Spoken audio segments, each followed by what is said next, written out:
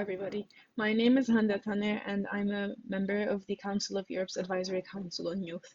There, I'm representing FEMUSO, the Forum of European Muslim Youth and Student Organizations.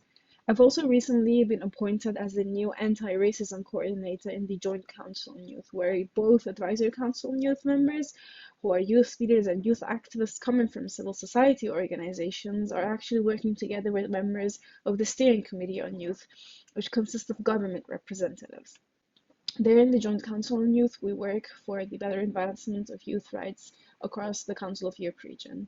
And under my portfolio, under my responsibility, I take care of all racism issues related throughout the youth department, and I cooperate with other Council of Europe bodies. It's a really new role, and I'm really excited to work on it because we know that racism and different forms of racism, systemic racism, is incredibly rampant in our continent.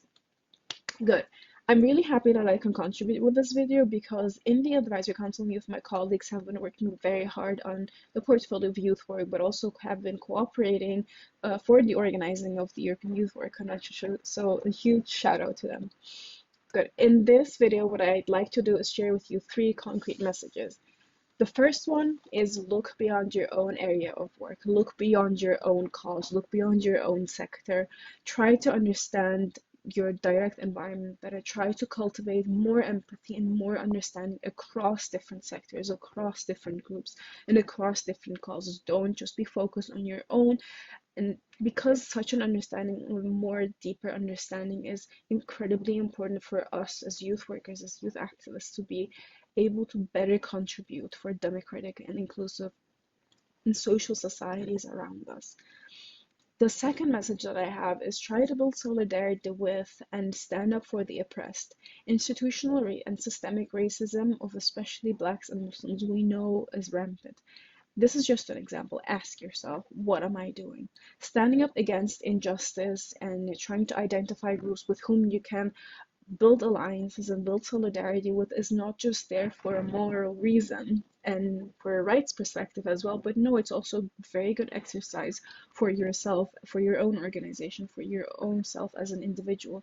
It helps you identify and understand you yourself, your identity, your values, and your position more. It's a very good exercise.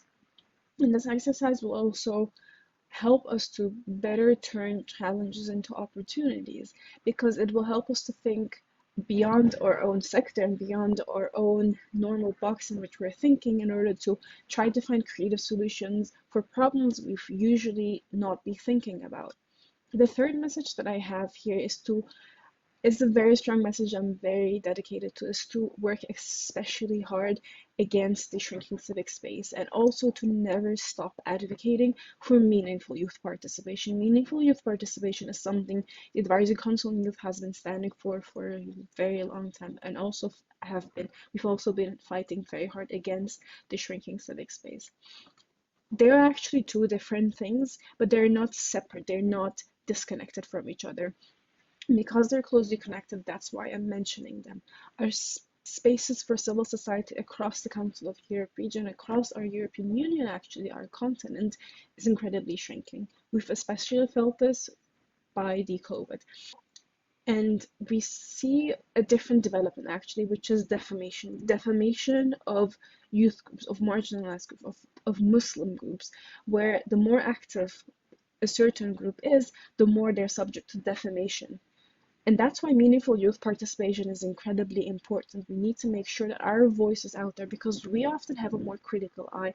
We are easier to befriend our Black neighbor or our neighbor who's a Roma youth. That's why we should be out there and we should never stop advocating for meaningful youth participation. We should ensure and follow up that our voices are actually taken care of and implemented.